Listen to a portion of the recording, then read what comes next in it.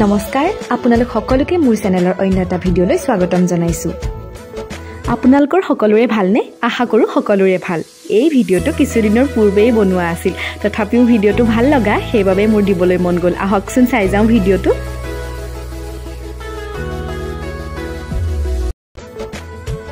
1999 চনৰ ফাগুনী পছুৱাই গাজুৰ কৰা এটি দিন 1 মাৰ্চ ককা আইতাৰ নুমলীয়া কন্যা বুলি আদৰতে ডাঙৰ হোৱা মায়ে দেউতাৰ লগত হুমৰ জুই সাক্ষী কৰি আজীৱন একেলগে থাকি খুনৰ সংসাৰ ৰচনা কৰাৰ মানসেৰে জীৱনৰ দ্বিতীয় পৰ্ব আৰম্ভ কৰিছিল মৰম চেনেহ আদৰ যতন ঘাত প্ৰতিঘাত আদিৰ মাজেৰে আজি 1 মাৰ্চ 2024 তাৰিখে বৈবাহিক জীৱনৰ সুনুৱালি 25টা বৰ্ষ সম্পূৰ্ণ কৰিলে মা দেউতাৰ বৈবাহিক জীৱনৰ ৰূপালী বৰ্ষৰ অতিক্ৰম কৰা উপলক্ষে ভগ্নী আৰু মই তেওঁলোকক মৰম আৰু শুভকামনা দিয়াৰ উদ্দেশ্যে সৰুকৈ এটি আয়োজন কৰিলো মা দেউতালৈ বিবাহ বাৰ্ষিকীৰ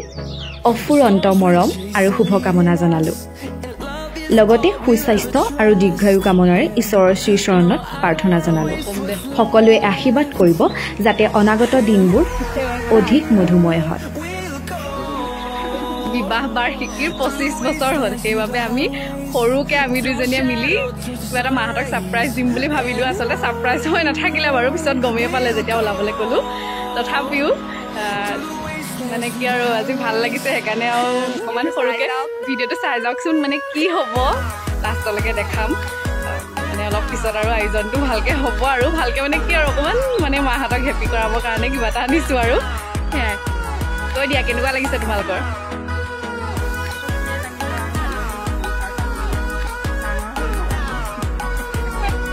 কোৱা আকৌ কেনেকুৱা লাগিছে আজি তোমালোকৰ 25 বছৰ হ'ল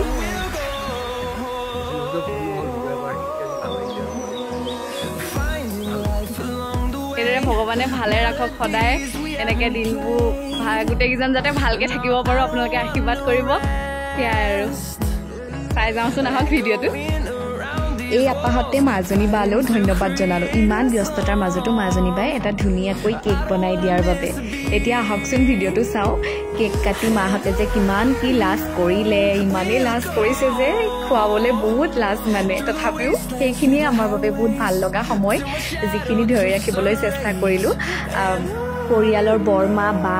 আৰু বৌহতকো মাতি চাহ একাপ খুৱাম বুলি ভাবিলো সেইকাৰণে আৰু তেওঁলোকো থাকিলে ভাল লাগিলে এই সময়খিনি